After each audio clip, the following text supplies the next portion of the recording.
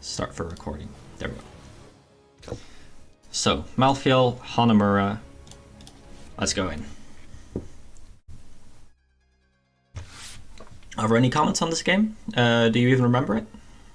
Yeah, it was pretty rough. I remember, like you're saying, we won a lot of team fights, but we never took any structures. Mm-hmm. We never took any, like, they just had Asmodan and Junkrat just constantly pushing structures. Mm-hmm. No lock camera, this makes me happy. So we'll mainly be looking at your camera as well. Okay. Just because I want to see what you're looking at. Do Samurai and we win. It's a good call. I like it that you called out in chat. Especially, I already saw the chat log. You don't repeat it. Yeah. I don't know if you pinged it, but that's just a good call, right? It costs you nothing to do, and if it even gets one person to think about the Samurai more often, it's a win. Yep.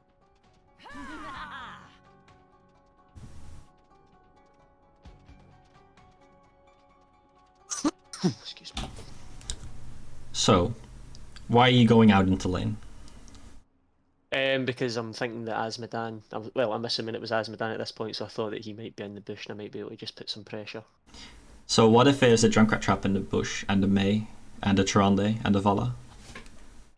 True. Yeah, wasn't thinking about that. So, if you look at your minimap, yep, you see your 4-man bot. So you assume that their 4-man is bot. Yeah. But this is a really easy way for their 4-man to easily get kills.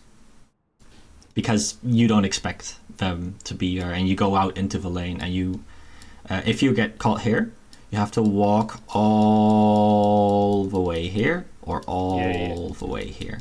So if you get caught out in lane in Hanamura, it's really, really bad, because this lane is just enormously open, massive. Right?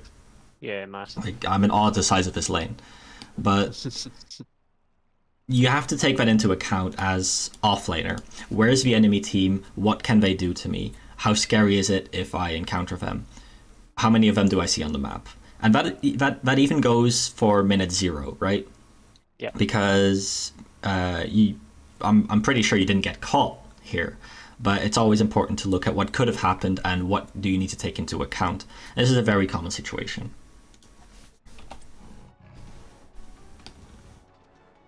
Also, if someone was hiding in this bush, you didn't check it.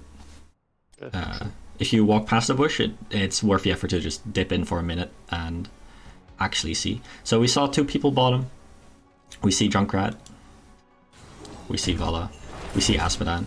So at this point, you see 3 damage dealers, right? Yeah. So the only people that we haven't seen yet are Tyrande and Mei. Now, I don't... where's your camera? Your camera's in this lane. But important is to know who is here. Because from that you can get the conclusion who isn't here. And my conclusion, if I see Junkrat and Asmodan and Vala bottom, is that there is no one here. Okay. So if there is no one here, what should we do? What would you do if you now know that information?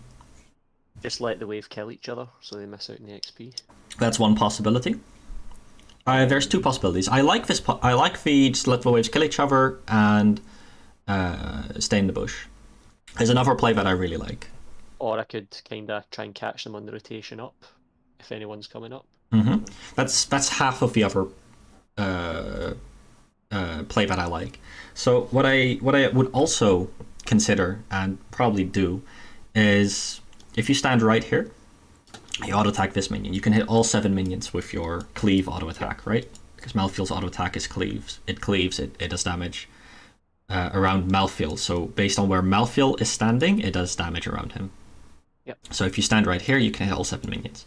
So you can clear this wave in about 6-7 seconds right now. And then you can mount up and you can sit here or here. And then as soon as someone comes, Junkrat or Asmodan, as long as you see that there are enough people bot to where there isn't a team rotating up, you can decide to attack them, dismount them, and they're forced to lose the XP that is dying to your towers. Yeah, okay. And that is a play that I would probably be making here. Now, if we look at everyone, what happens is May was AFK because it's Storm League. You probably didn't even know that. No. But people always whine when their heroes are AFK, but they never realize when enemy players are AFK. And they're 4-man bot, and there's no one top.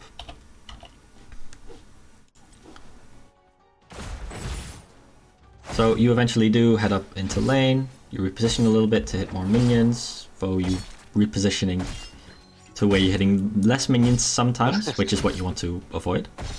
Yeah. But here, I would like you to cut off rotation.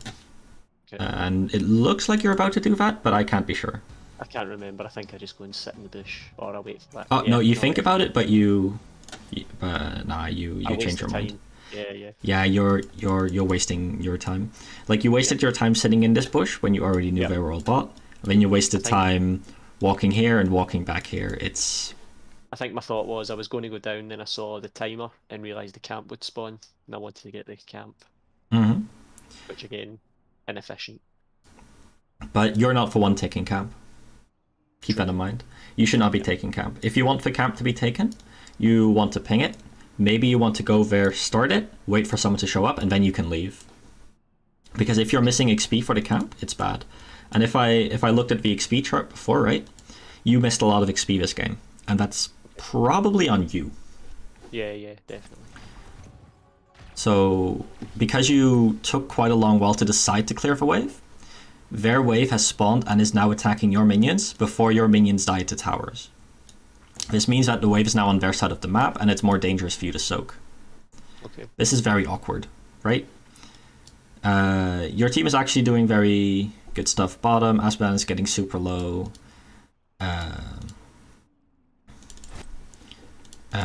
May just got back from being AFK, and I am gonna guess there are 2 people coming top. And with the wave this far up, it's really dangerous to soak, which is unfortunate. It could also be that there's 2 people on here, because Vala is missing, I believe. It's hard to tell with all the May garbage. Vala might be here trying to take camp. Is that what she's doing? Nope, she's sitting behind tower. She just tapped, and Junkrat's going up. Now, if you were sitting here, right? Or if you were chilling here, or here, you could be interrupting this Junkrat's rotation. But this bush, think about what this bush actually offers you, right? In terms of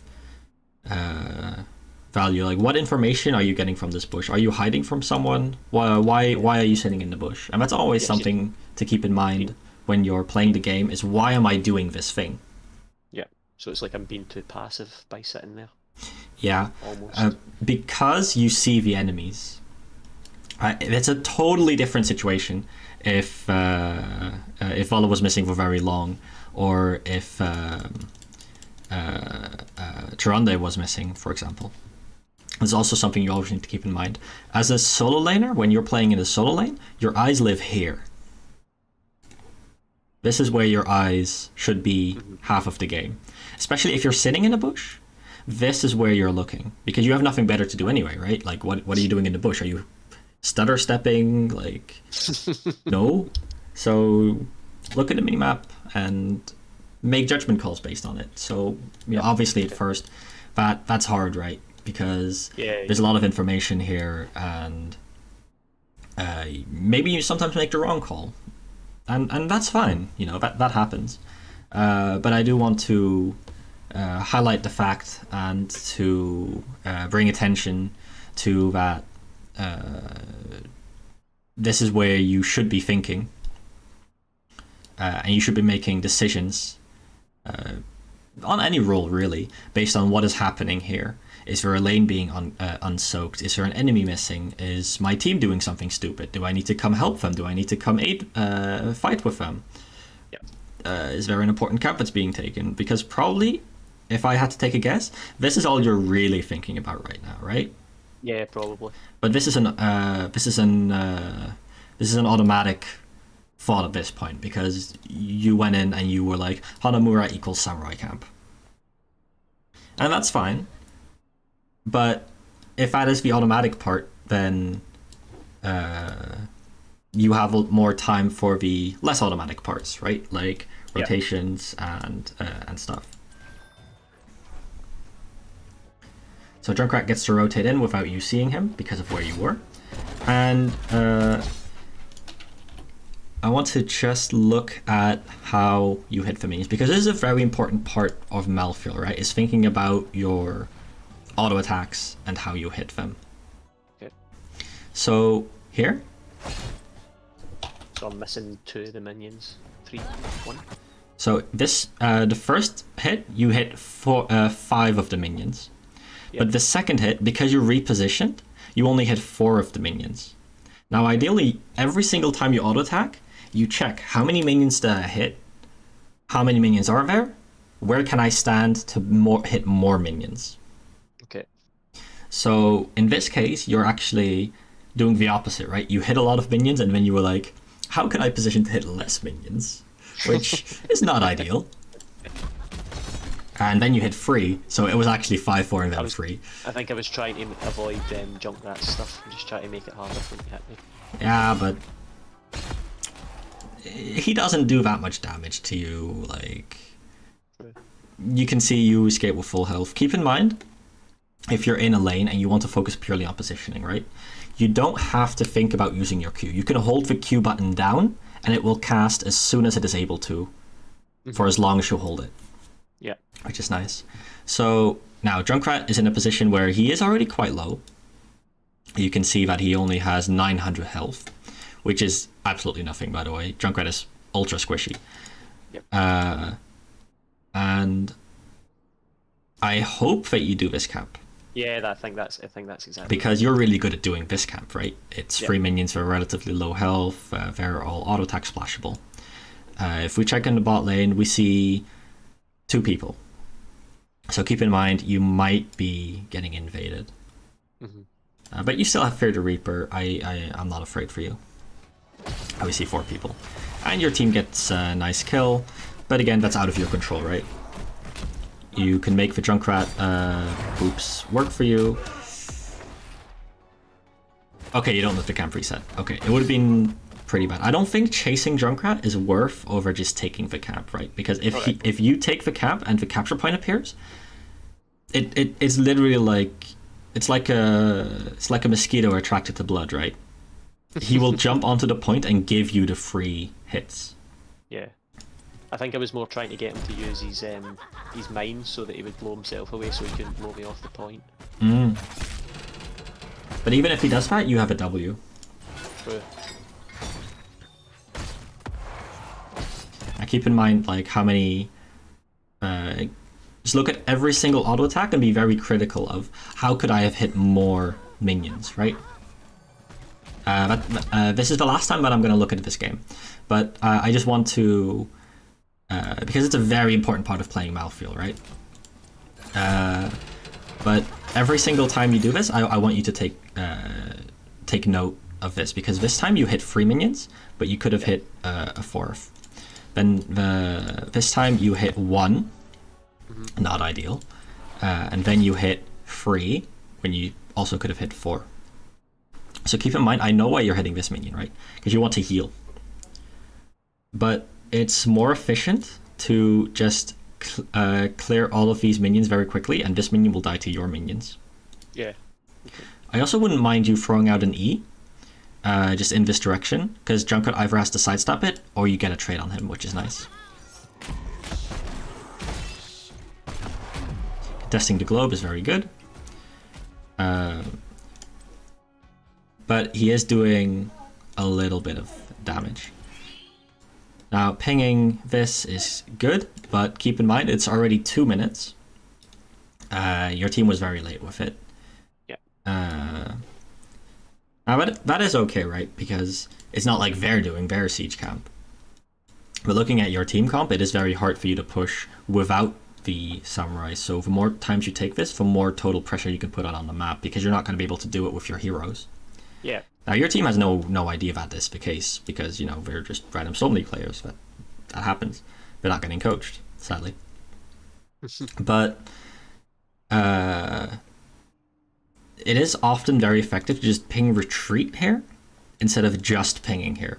Because a retreat ping is up in their face, right? It brings attention to them. And usually it activates a little bit more critical thinking than just seeing a ping on a minimap, which is very far away, right? Because the minimap is scary and people don't like looking at it and they don't have a DLC installed, etc. But if it's on their screen and it's in their face, they think, hey, why is that retreat ping here? And then they see, oh, the camp is being pinged. Maybe we should do that because Malthael said at minus 12 seconds, let's do camp. So that's a general tip.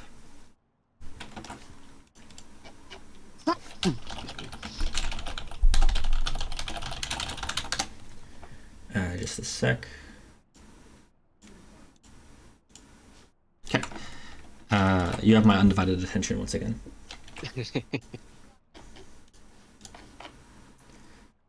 So, yes, if you want to make calls for your team, like taking camps, you know, important calls like this, it usually does help to just ping a single retreat, right? Don't spam it.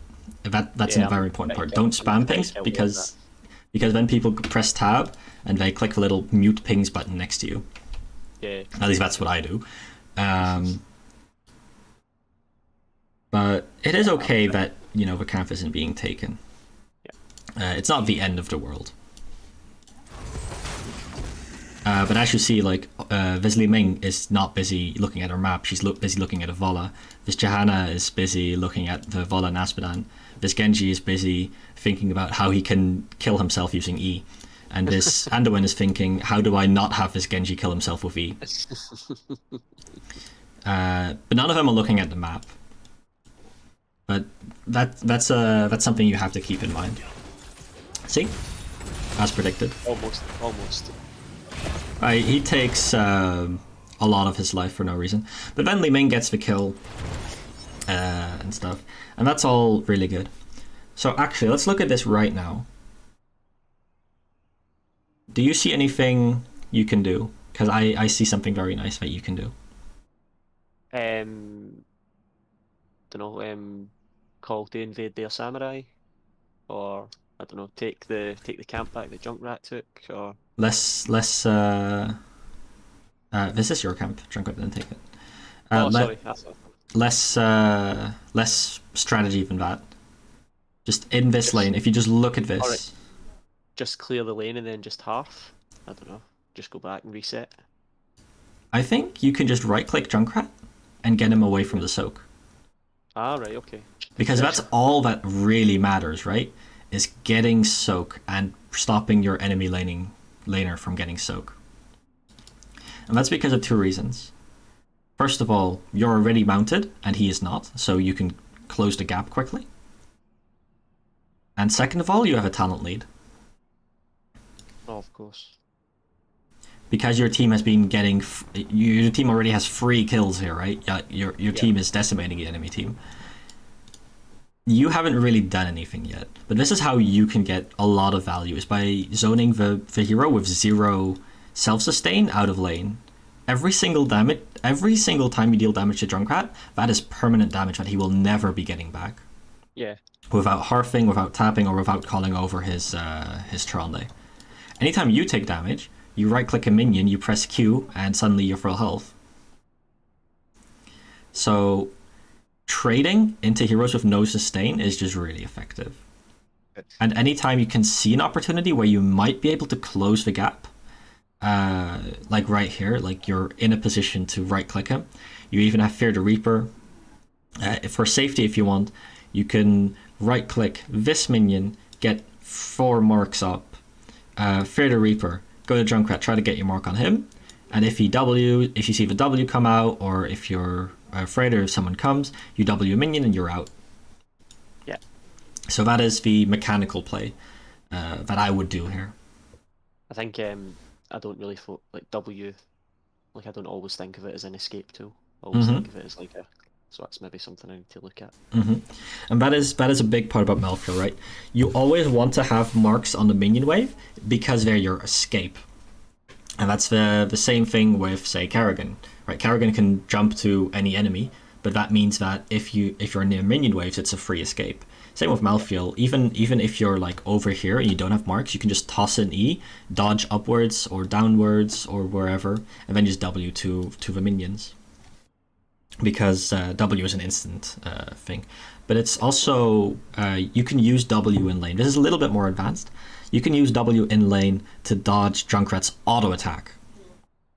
Right, because when you teleport in Heroes of the Storm, any auto attacks that are flying towards you, including those of cannons and keeps and forts, the auto attack stops hitting you.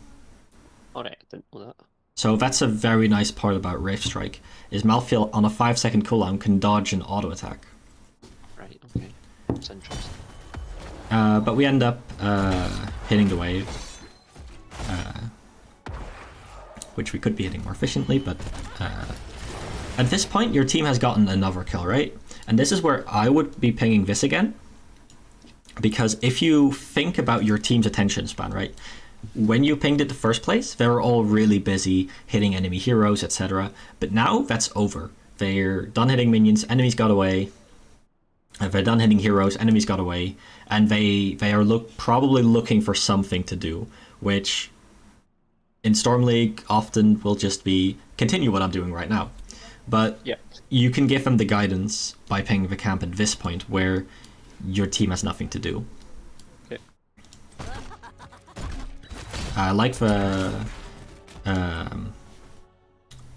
globe control, but Junkrat actually gave you a free engage here. Just turn around and just attack him here. Yeah, so what I would actually be doing, and this is, you know, very hard to see in the moment, right? It's also because I'm a very invested player in the game. Mm-hmm. But as soon as I see this mine come out, my first thought is, hey, I've been having a hard time getting to Junkrat. You know what gets me to Junkrat?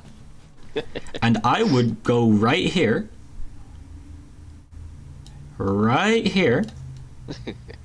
and it would put me literally on top of Junkrat. Yeah. And then Junkrat would be like, fuck.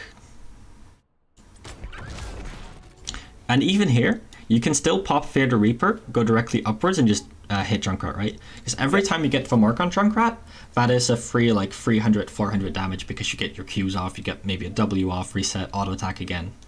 Mm-hmm. Stay there, right. So just keep in mind, in this lane, against this lane opponent, what is my win condition, right? And against a lot of melee heroes, it is just holding Q in lane while hitting minions and accidentally hitting the enemy hero. But against a lot of ranged heroes, which, you know, Malthael obviously isn't great at, like this is not an ideal draft. But it is just trading with them and abusing the fact that you have a heal and he doesn't. And even now, if you look at the health pulse, right, he's full health, and you are missing like a good 35% chunk of your health. But if you actually look at the numbers, right, that my overlay shows, you are equal in health right now. Because you have so much more maximum life. So even now, you can still trade quite well into him. Despite having a lower health percentage. Yeah. I would still be willing to take damage in return for doing damage. And I would be Wing here.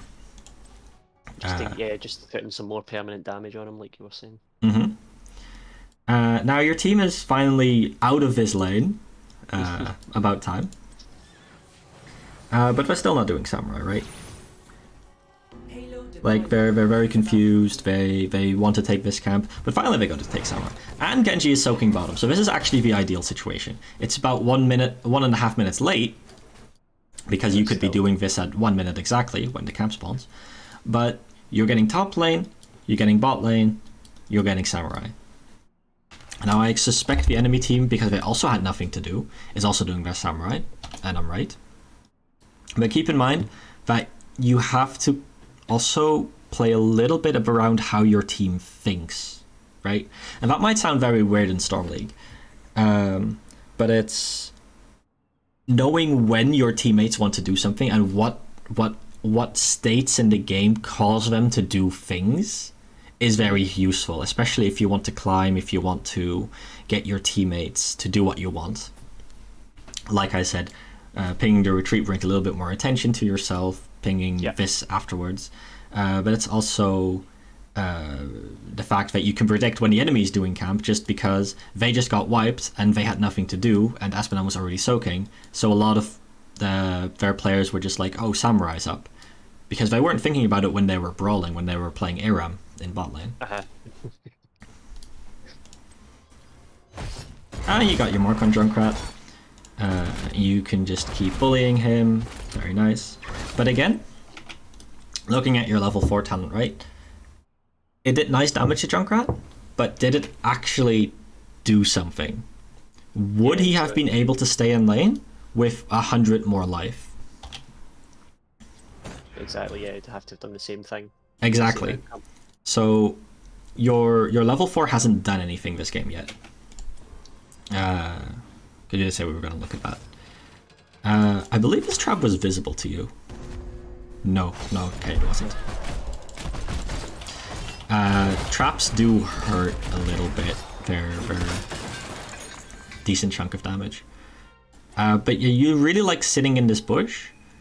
But again, keep in mind, what does sitting in this bush do, right? Right. What does sitting in this bush do that you can't do here? Now, Hanamura is of course an awkward map because you cannot look at where does an enemy come from, what is their rotation path, etc. without being shown yourself because this map is stupidly designed. But sitting here and seeing enemies who approach, maybe the Junkrat takes a dumb rotation, maybe if the enemy team comes and then you just walk out, right? Like, how do they dismount you from your vision range? Your vision range is 12 and their highest range is 10. Yeah. So it's fairly safe to just chill here in vision. I think I hit all the minions there with that. Did you? No, you missed one. No, you missed two. No. Shit. But actually, this is also a good point. Letting the so you're waiting for your minions and their minions to engage, right? So you don't take all the damage from the minions. Yeah. Now, how much damage does a melee minion do? Do you know? I don't off the top of my head. No, I don't. Do you know how much damage a ranged minion does in relation to a melee minion? It's a lot. I know it's less. Sorry, I know the range does more than the. Yeah. So a ranged minion. I don't know actually if the numbers in front of me. A ranged minion does roughly infinity amount more damage than a melee minion. Because a melee minion, I believe it does like 5 damage per hit. Right. Okay. And a ranged minion does like 60.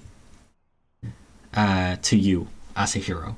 It's different to other minions. Minions do way different damage to other minions and then to structures and then to heroes. Like, it's very stupid. You can't compare how much damage they deal to each of those.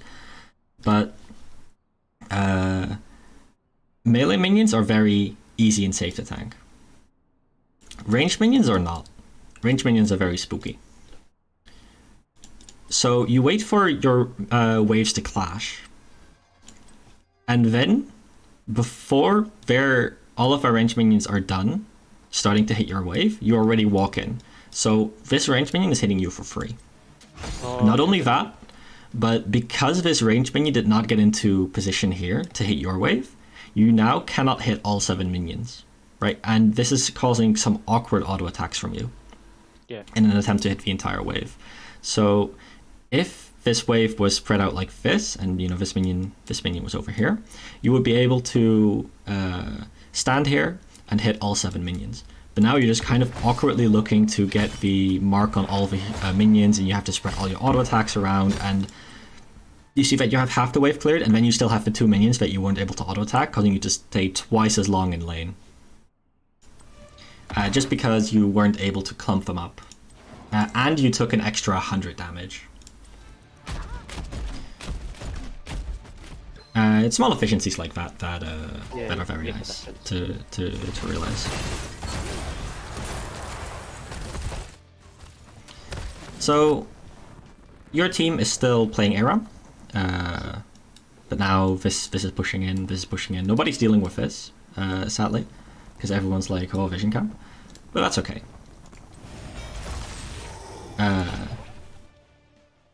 Good call to ping, but this ping comes at a time where your team is already hitting enemy heroes, And this has already done all the damage to the towers, right? This is already getting cleaned up by your towers.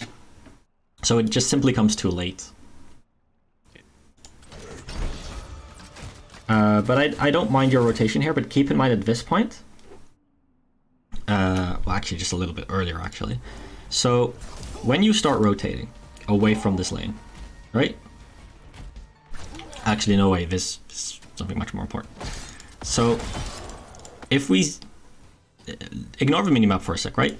Just zoomed in on Malthael. What do you actually do in the next 10 seconds? You walk around, you walk around, you walk around, you walk around, you walk around, and now you start rotating. Yeah. You could have been here in this time. But now that you're rotating, right?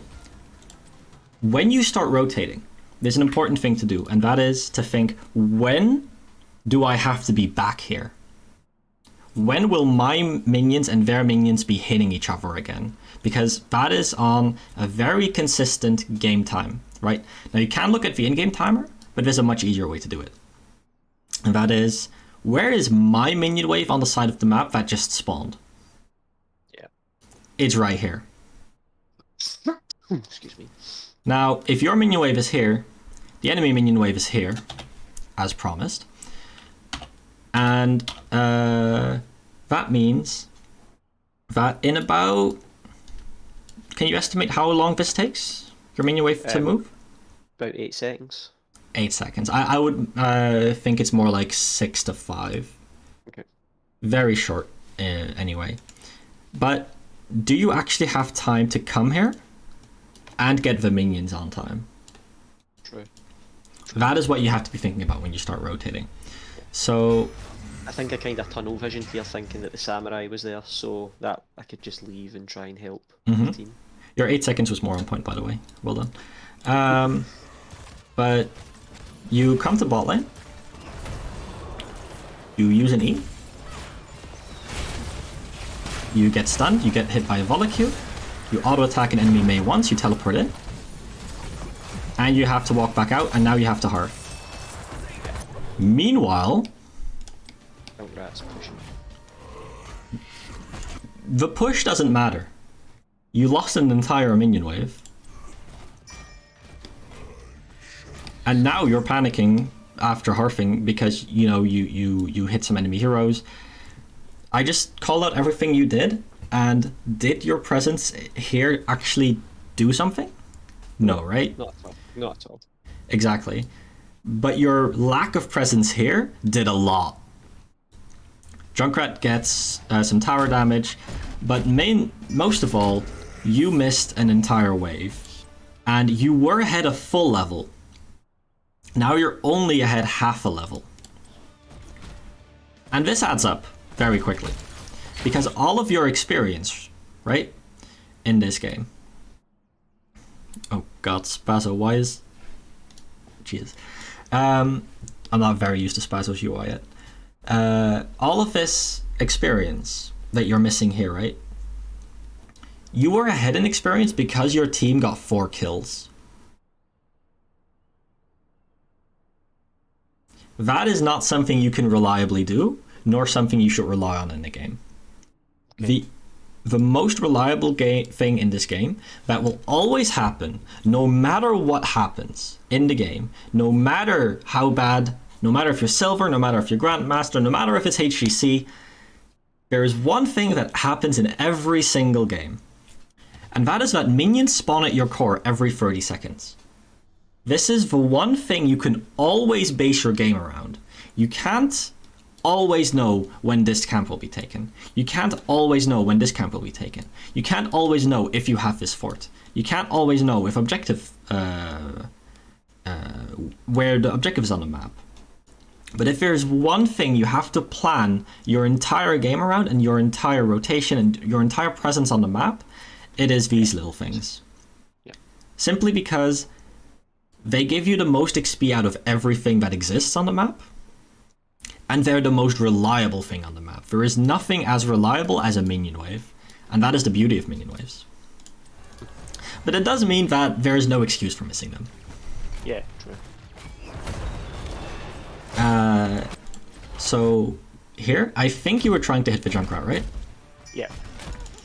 Perhaps the correct talent. Now, right now, if we look at the Junkrat's perspective, there is still nothing here. Everything is as it was. He doesn't suspect you being here. So if you throw an E, and you're looking at Junkrat's point of view, where do you think he can be hit by an E? From which angle? What do you mean, like where would I have to be on the map to hit him? Mm-hmm. Probably just at my gate, slightly before he sees Here, me. right? Here-ish? Yeah. You were here. Okay. Now, it's quite an extra amount of time that your E has to travel, and your E is already very slow, right? Yeah. Mm-hmm. But that's what lets him dodge it, even though his reaction time isn't the best, even though he doesn't respond instantly. Because you throw your E, in fact, it's a little bit worse. You get into vision, and then you throw your E. Which isn't even aimed directly at him, right? He can very easily dodge up here, and it E isn't even close. And walk down and kind of like move just slightly down and back. Mm-hmm. Just try to predict a wee bit. But you're giving him a very easy out from your E, and in fact, just walking backwards here, your E doesn't have the range to get back here anyway. But keep in mind that is why you didn't hit your E, and that is often the case with skill shots, with anything that can miss.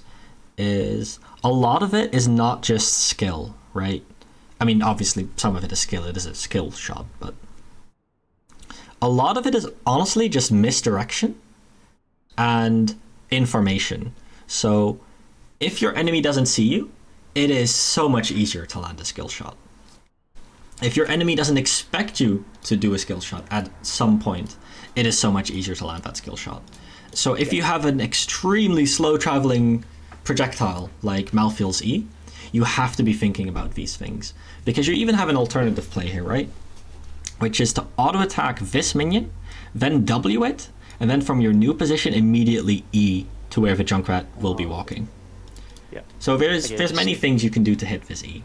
So again, just thinking about using the W differently, like I was saying earlier about how I probably don't use it efficiently or to its max potential. And in fact, you can even, because you have Massacre now, right?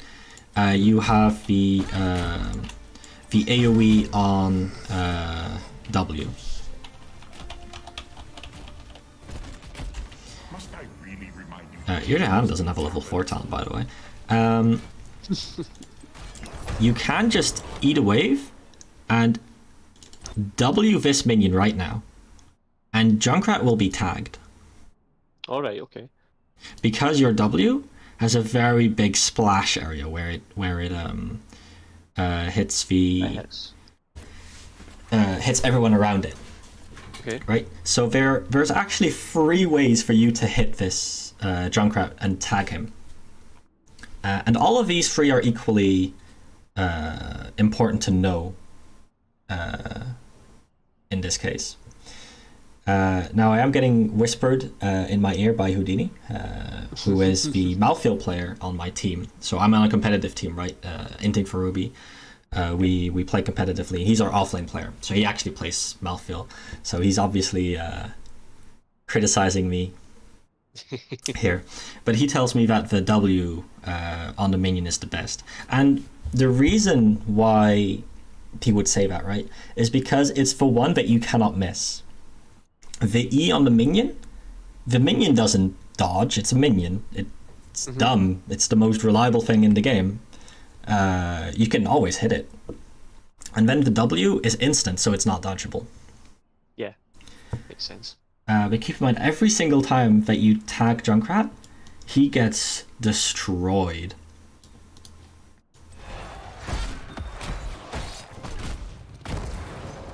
Let's speed this up a little. It's getting a little bit repetitive.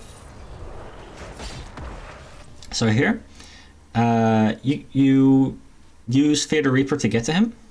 Yeah. This is okay because you see the enemy heroes on the map. Keep that in mind. Yeah. You did not check your minimap. I can smell that. But it is okay because you see the enemy heroes on the map. If you use Fear the Reaper in the lane without the enemy heroes being visible, you're killing yourself. Yeah. Right? Because Vala comes in here mounted. She walks up to you. Junkrat puts a trap here. You can't move through it, so you have to walk around. Vala catches up to you, uses her ult on you. Well, not uses her ult. Like, auto-attacks you a bunch, and you lost all your health. You have to harf, you miss a wave. Yeah. Right? So that's something to always keep in mind. Now, in this fight against Junkrat, the one thing that you cannot do is get hit by this trap. Yeah. Right? So that is also what you are mainly playing around. I think that's why I've walked, like, when I was attacking him, I think I walked down so that I didn't follow him into it.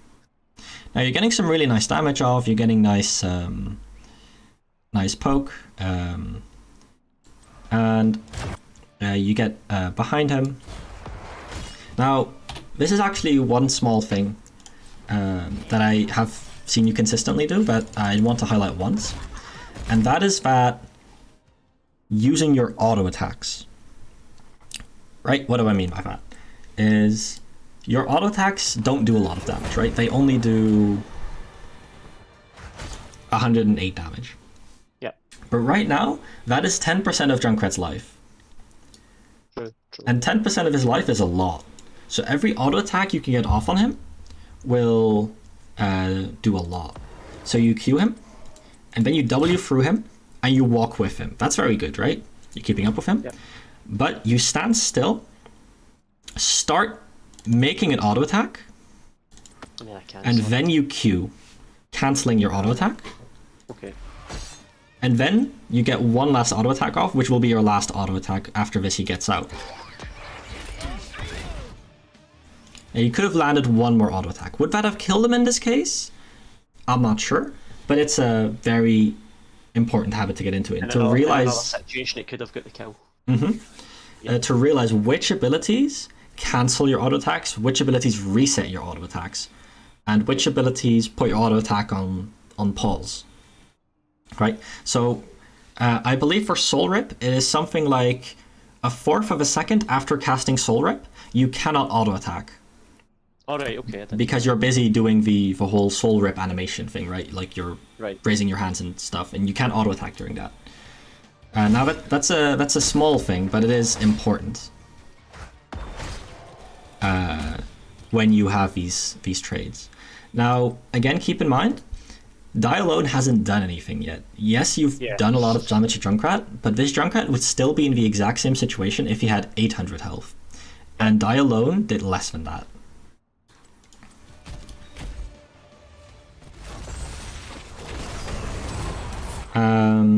So now you've suddenly found yourself in a team fight. Now this is actually the first team fight you're in this game. Sadly, we're missing a wave, which does suck. But it's not really much you can do about it in this case. But you're level 7 versus 7, you're about to hit level 8, which means that you will just statistically have a better fight, right? Every single level you have is 4% damage and 4% life over your opponents, because every level you gain 4% life and 4% damage. And that just means fights are easier to win. But you get onto the Tyrande, but keep in mind, if you jump onto this Tyrande, what do Aspenad and Vala have to do right now?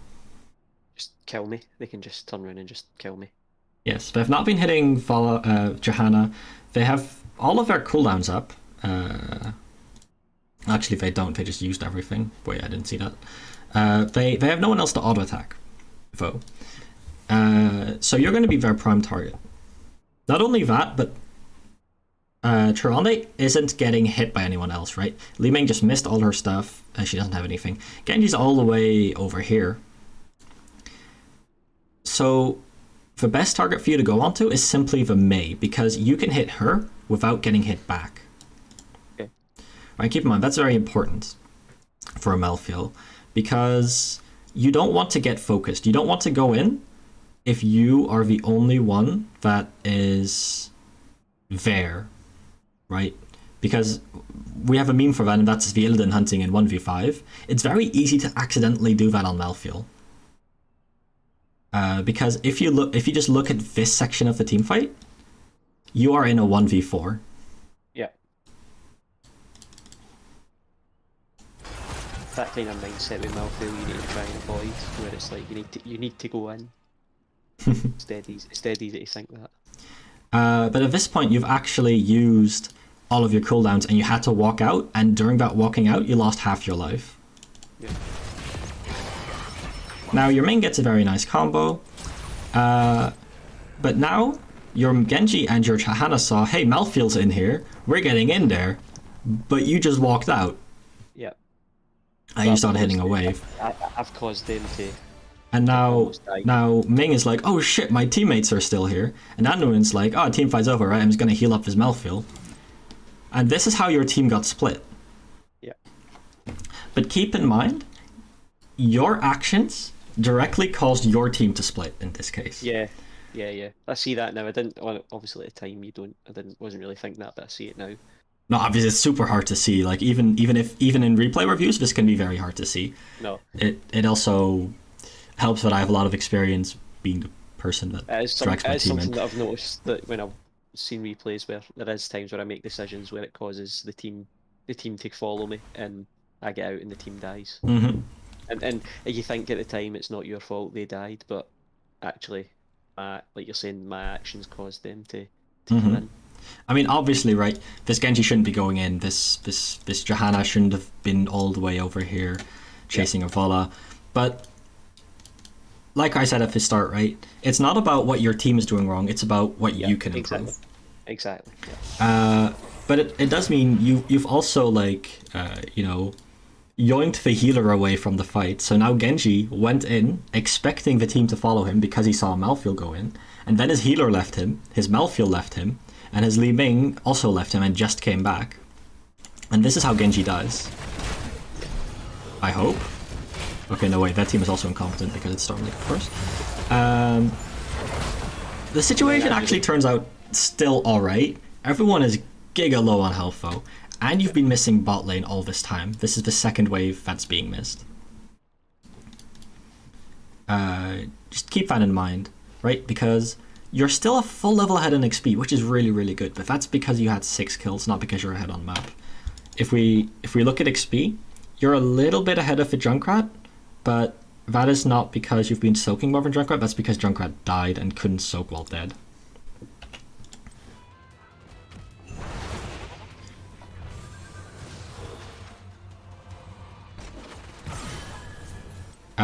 Li Ming overstays, gets punished. At this point, are you going to be able to stop them from taking this? No. Are you going to be able to soak this wave? No chance.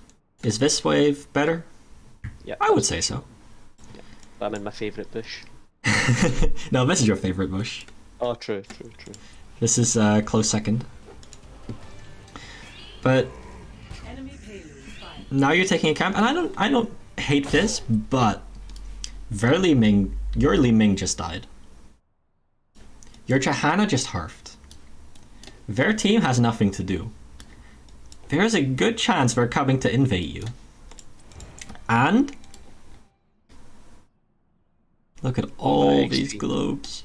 Yeah. Makes a man cry. And all of these globes. Well, future globes. I don't mind you starting this camp. I mind you finishing it. Okay. Right? So when you go here, you get your Genji and your Anduin to hit the camp. Now, knowing Storm League players, once a camp is being hit, they will never ever walk away from it until it is done. Or dead. Or until they're dead, yes. That's something you can abuse to your advantage because you can leave the bot lane right now, catch the soak, and be confident that this camp is going to be taken. Yeah. Or that your team is going to die to the enemy team invading. But in the 3v5, you will also excuse me. You will also just be dying. Same as in the 2v5. So it doesn't actually matter for safety if our team comes. Just gonna look at the important things. A fort has been lost. Dreadfully shameful. And again, now you're tapping top, but keep in mind, as the solo laner, this is your responsibility, right? This is where your eye should be, the minimap. Now, I see on the minimap that you're tapping top. But this is where your head should be. Now you're finally on your way, but it is very, very late. And now you're like, hey, Anduin, stop going there, that's my lane. But he's going there because you haven't been here in forever. Yeah. And because he also realizes, hey... There's soap here that needs taking, yeah. But now, right, actually, a bit earlier even, look at your team. You go bot lane because you see your team doing this. Yeah. However, if we just zoom in on you,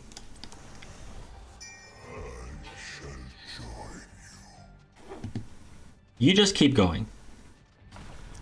Now let's look at it from your team's perspective, where the exact same thing happens. They go to the wave, and they think, well, we got the XP here, there's nothing more to do, let's go bot lane. Yeah. And what is the end result here? All of us end up bottom instead of being all us top like we were. We miss an entire wave. Yeah. Now, I think the team going bottom is actually ideal. Yeah, okay. Right? So, this fight in the bot lane is going to be better because the samurai, if you're pushing with it, actually dies very easily. It's actually quite squishy, right? Yeah. It dies quite quickly to the enemy team. But if the samurai is uncontested, the only things hitting it are the structures, and it is killing the enemy minions, that's good. What is even better is if it's only Junkrat hitting it, and you're getting XP. Okay. So ideally, as soon as your team headed bot, you probably just wanted to stay here. Maybe interrupt Junkrat's rotation. Play safe here because you just saw the enemy team here, but they're probably heading bot now. No, they're doing an upper camp. But in the case that you do go top, keep in mind, right? You just saw the enemy team here. For all you know, they were in this bush, they were in this bush, they're in this bush. That is what you have to assume. So this is pretty free to take. But being all the way in the middle of nowhere, where your safest place is walking all the way to here, is not the safest place to be, right? Yeah. Anyway. You get a Junkrat, you lose 800 to life to Junkrat mines. And seems like your team wants to invade. Genji doesn't want to do that, but again, we're playing Storm League, so we can never do a camp without stopping it. But keep in mind, you just doubled your camp time. Do you see? Yeah, I missed the auto attacks. And you didn't realize at the time. Yeah. But it takes you so much longer to do this camp. Yep. At this point, you could have already been mounted up and been here. Or you could have been rotating to top, maybe take this camp, etc.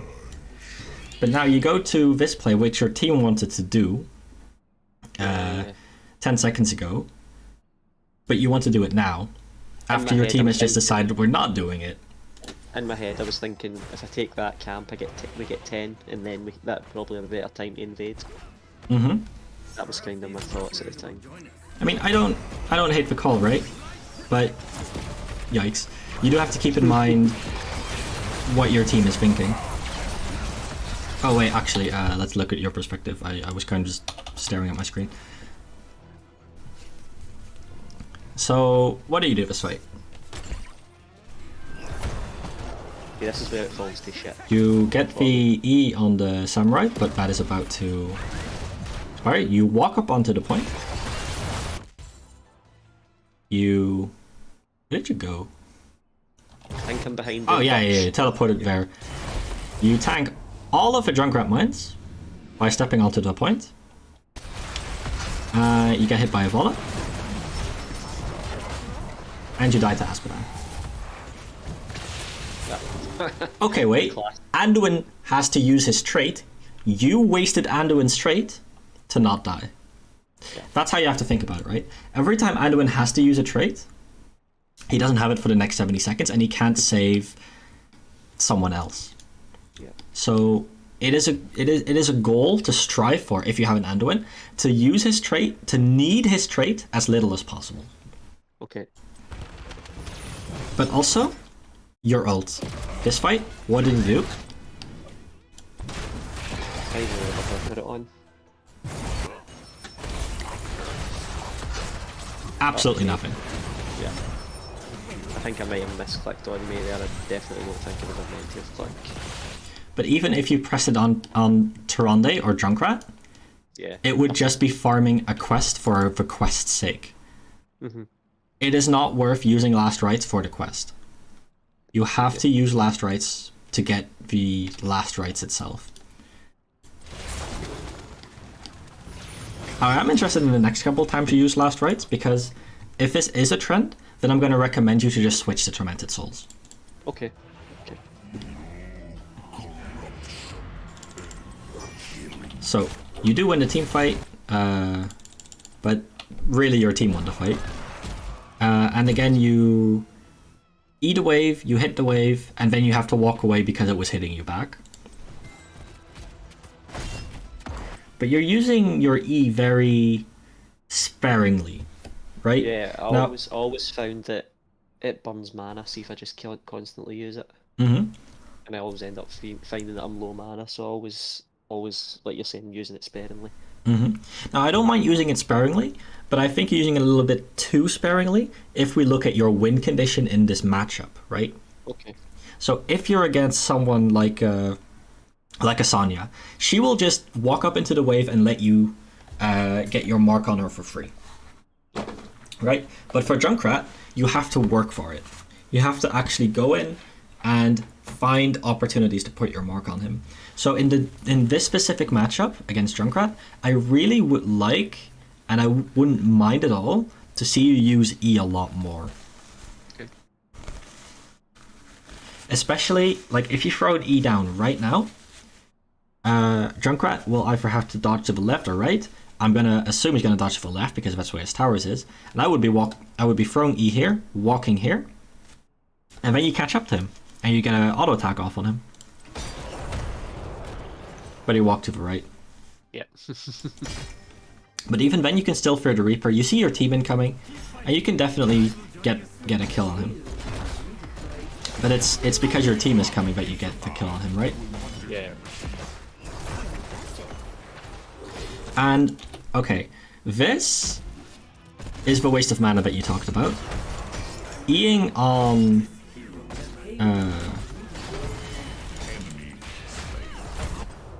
two catapults, where an auto attack would have done the exact same thing.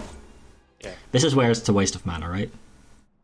Your E is for getting marks on either minions that are far away that are your escape,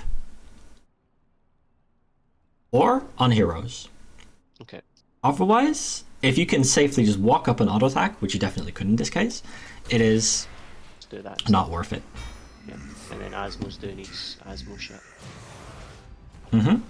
And as you see, you are a level up, you have 11 kills to 1, and you lost a fort, and you are about to lose a fort. And pristine condition, pristine condition.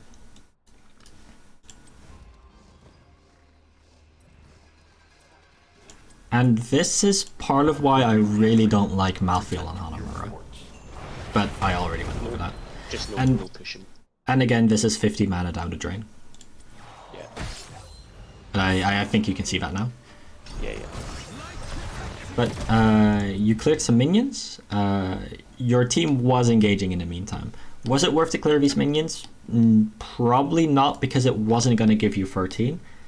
it's more important to be with your team in that case, especially because we're getting into the later phases of the game where it is acceptable to drop minions in favor of getting map pressure or winning team fights,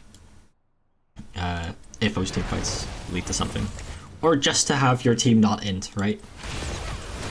Because if you were in here already, this Tyrande could have been very low already.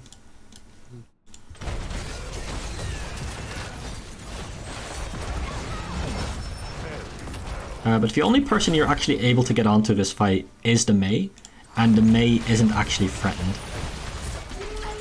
And eventually,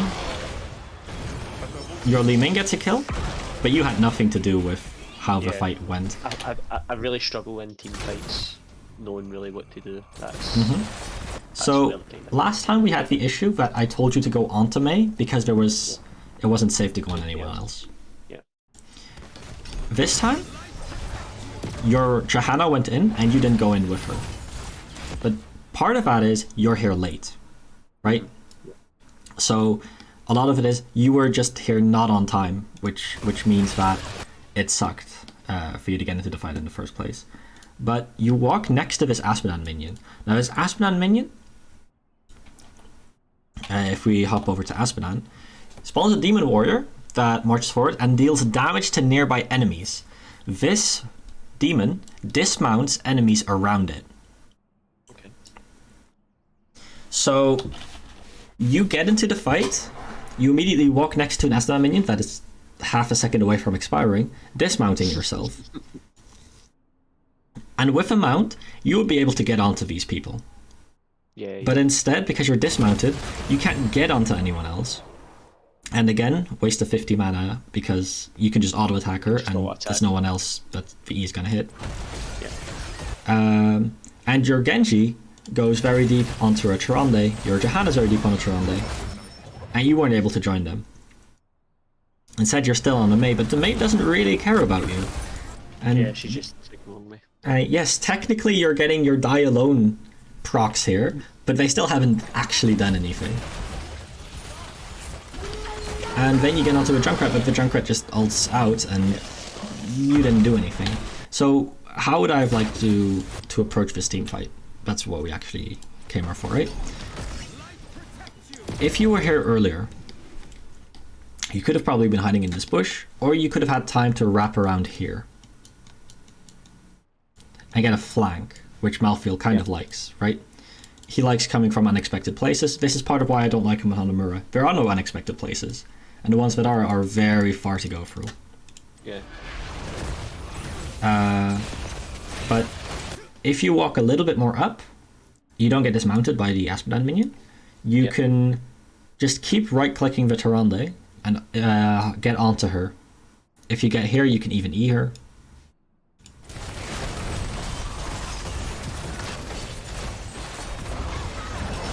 And if you get onto the Tyrande, she dies earlier, you're able to zone the Junkrat away earlier. And because going for the Mei is not really a thing here, right? Yeah. Anyway, I think that's about it for this team fight. So, getting XP? No. No, not the camp first. Camp will wait. Yeah, true, Minions are true. dying. Yeah, true. That's part of the issue. And you could have been zoning Junkrat away from this wave. Because now, because you do this camp early, well, first of all, Junkrat has the opportunity to take us back, and you end up not soaking at all.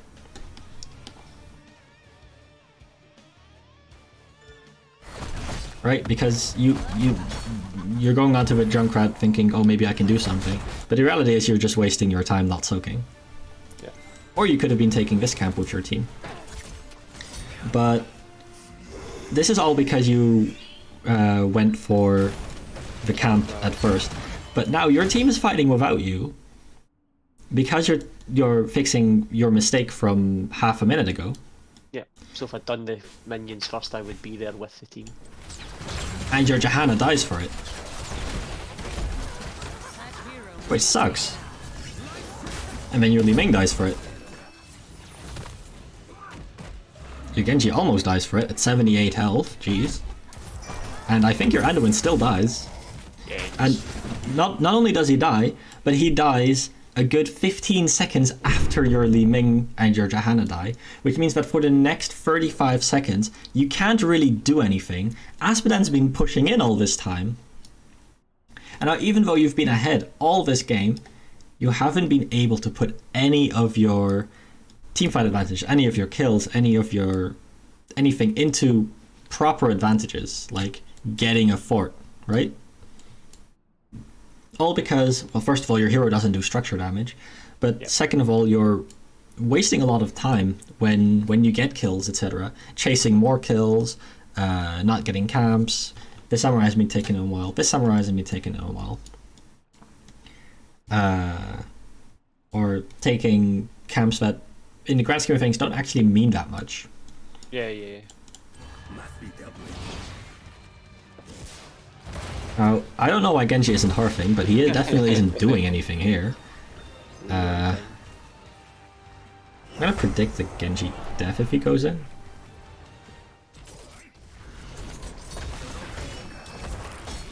Yeah, he has to go out. But you go in on the Asmodean, but there's two people, so you're just getting completely bullied. You pop your level 13, but it doesn't do anything because, well, you're already on 10% life. Yep. So you now add to the pile of staggers to where your team had dead people, so they couldn't fight, and then the people that were alive fought, died, so now you still can't fight. It's a bad cycle. Exactly. And all this time, Asmodean's been right-clicking towers and pressing E on them, and now your fort's almost gone. So wow, Hanamura objective, so powerful. It definitely got this gate and fountain good. Anyway. Your team is still putting up a valiant effort, right? But they're on the back foot, they're down a hero, and now you just respawned, but your Genji just died. Now, obviously, right, this isn't all your fault, but being a part of that cycle that put you down in the game is really bad. Yeah. Meanwhile, you can see that there's been 2 drought waves here because of the pity XP clubs.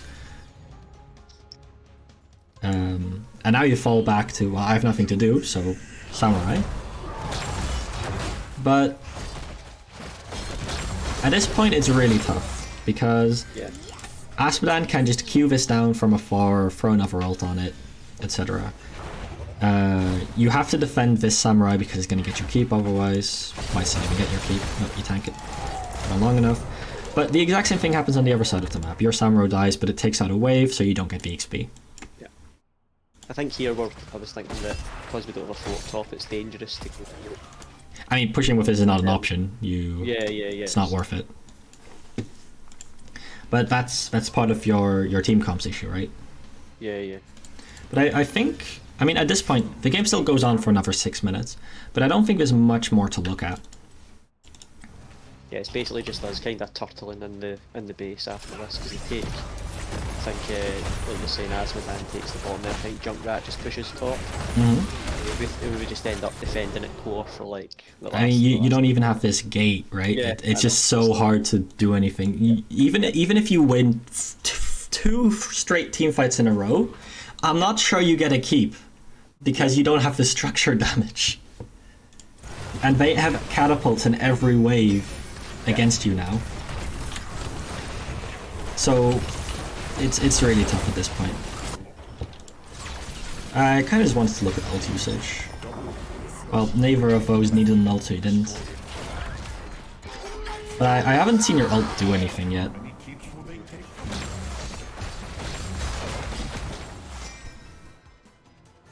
And then I think the Junkrat, when the object, before the object and the Junkrat or something just pushes you. Yeah, he ulted the bot lane, the top lane got pushed in, and now... I mean, everything past this is just stalling bleeding, right? Yeah. Like, you have a big old gaping wound called 2 catapults per 30 seconds.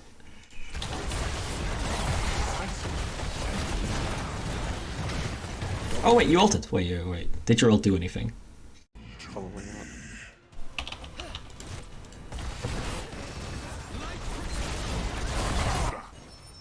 Yes, it got a kill. Wait, would that kill have been gotten without the ult?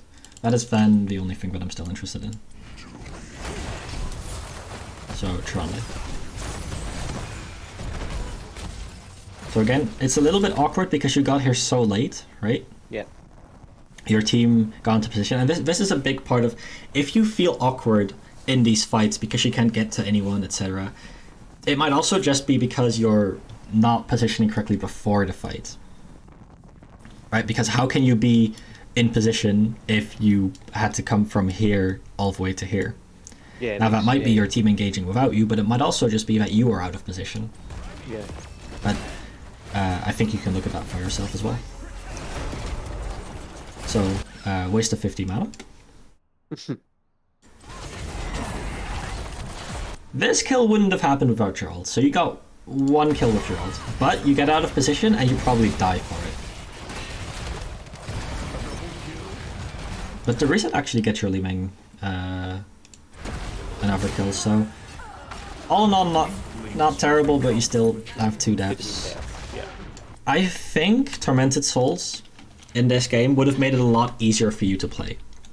Okay. And what I mean by that is, in the times that you struggled to get onto anyone other than Mei, you can just get your trade onto Mei, W her, pop Tormented Souls, yep. Walk a little bit to the back line, get your thing applied to them automatically, and teleport onto the back line. And then you're actually in a position where you can do something meaningful, right? Okay. So I think Tormented Souls would have done you a lot more this game. But it's also because it's really hard for you to be in a position where the Li Ming and the Genji are hitting someone, and you can hit that same person. Yeah. But all of this doesn't really matter. I mean, I'm surprised this game still goes on for 3 minutes. I mean, you must win some team fights at some point. Yeah, I think Junkrat and Asma just tried to just run the core. That's the exact same problem you just had, right? Just killing yourself on cooldown while people were still dead. Aspina has a very nice level 20, by the way. Shame it doesn't exist. Oh well. But you actually got a very good power spike from Johanna as well. Shame your Genji and your Anubin don't have level 20s, but oh well. Shame your Li Ming doesn't have level 20. Oh well. But still, again, all of this, at this point that you're so far behind with a comp like yours, where you can't push manually, it's just stemming the bleeding. So yeah, I hope that was a good analysis, and I hope it helped you. Yeah. And yeah. I'm sad I have to agree with the Genji. Yeah, no value. Malthael as a hero didn't do much this game. Yeah, no damage at all. It's not just about damage, right? It's about in the team fights, were you able to make something happen? Were you able to CC someone? Were you able to, etc. But the macro pressure that you put out, you know, the wave clear that you did, it wasn't anything another hero couldn't do. Yeah. But if you were like a Blaze, for example, you know, you would have had a lot more impact in these team fights. You would have been able to stun Vala.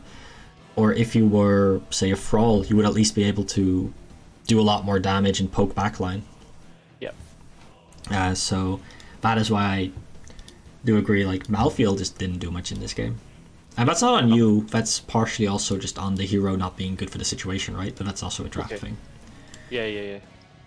Actually, I want to look at when was Malthael picked. I'm gonna swap to screen sharing. Just going back into stats of the storm. So, Ban Cigara, okay, that's a little outdated. ban Brightwing, ban Deathwing, ban Zul'jin, okay, whatever. So they first picked Vala, you pick Anduin Shahana, so these two were probably in a party, looking to play the Light Bomb combo. Then they pick Junkrat Azmodan. And in response to Vala, Junkrat, Azmodan, you picked Malthael. Why? Why in response to those heroes? I don't know, I thought he was good against Azmodan, and I thought it would be Azmodan who I'd be up against. Okay. Well, Azmodan's not a laner.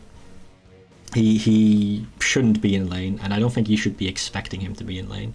But even in lane, I don't think Azmodan is actually gonna lose that hard to Malthael, because what Azmodan can do, right, is he can just hit the minions from afar, and then you're standing in the minion wave like, well, I can't get to him, he has long range. True.